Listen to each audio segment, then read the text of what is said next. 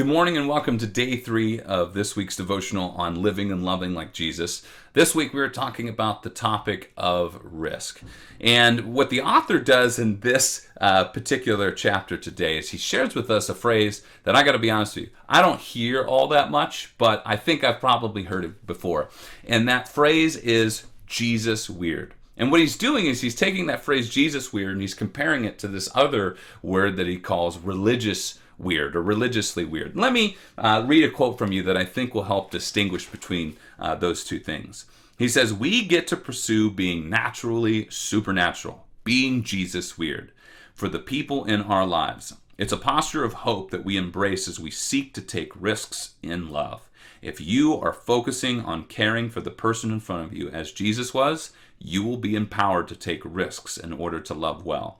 When we talk about being Jesus weird, we are ultimately talking about growing in empathy and compassion." And so what I think he's trying to do for us in this chapter is say, hey, there's a way to be like Jesus that's kind of weird, but it's a little bit more other focused. But there is this sense of which, if we're religiously weird, we make it all about us and what we have to do, and maybe someone maybe you feel this like need to like convert a certain amount of people in your life, and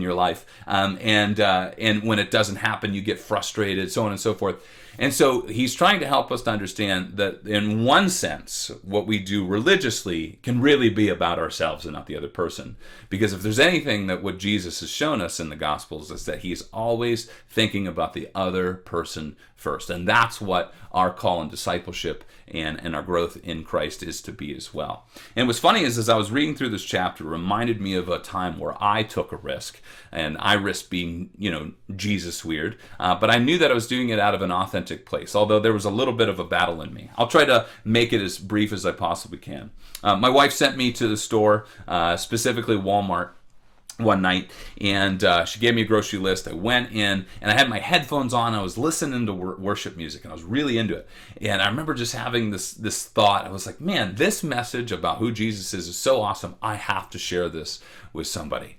And so I was thinking to myself, but who though? Who's going to be the unfortunate person that's going to have to endure the weirdness of me talking to them about Jesus? And so I remember going up to the checkout line. I was like, is it this person? And I was like, nah, it's probably not that person. And so I kind of just like walked out of the store, and there was these 3 ladies off to the side. And I just like walked up to my car and I started going home. I was like, well, I guess I missed my chance. Although it was clearly in front of me. And what's funny is I got to the stop sign. And I got this text from my wife when I looked down at my phone, and it said, did you get this certain ice cream that I asked for? And I was like, oh no, I didn't. So I went back and I was like, I tried to make a deal with God, and I was like, Lord, all right, listen. I walked in and I was like, all right, those 3 ladies that were outside, if all 3 of them are still there when I get back, when I come out, then I'll go up and talk to them. So I go in, get the ice cream, I come back out, and guess what? There's only 2 of them out there now. And then, and so then I was like, well, I guess it's not all 3, but I had this moment where God was just like, turn your butt back around. So I walked up to them, and I just had this genuine sense in my heart that I really wanted to share Jesus with them. And so I walked up to them and I said, evening ladies, I hope you're all doing well. I know this might be weird. And usually when you say that, you just make it weird. I said, but I just wanted to tell you, I felt like I really wanted to tell you that there is a God who loved you so much that he died for you. That's all I wanted to tell you. And one of the ladies looked at me and she goes, that's cool. And I was like, you know what, ladies, thank you so much tonight. That's all I wanted to share. And I went to my car. And I remembered like I remember the feeling of nervousness and the heart pounding about like, doing this. You have a guy who, I've been a Christian for a long time, working at church. It's pretty natural for me to talk about Jesus with people. But, going up to random people can still be a little, nervous. And here's the deal. I took that risk. It cost me a little bit of my, weirdness, right? But I don't know what the Lord did with that. No idea.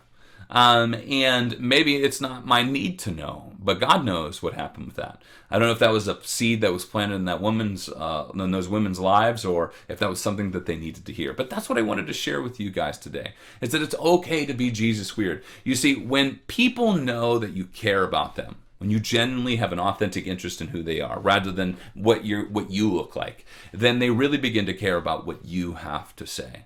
And so that's what I wanted to bring before us today, is that when we have people in mind and we care and put them first before ourselves, I think there's a real good opportunity that we have to take even more risks, to love them like Jesus does and to share who Jesus is with them. I hope this encouraged you today, and I hope you keep taking risks this week.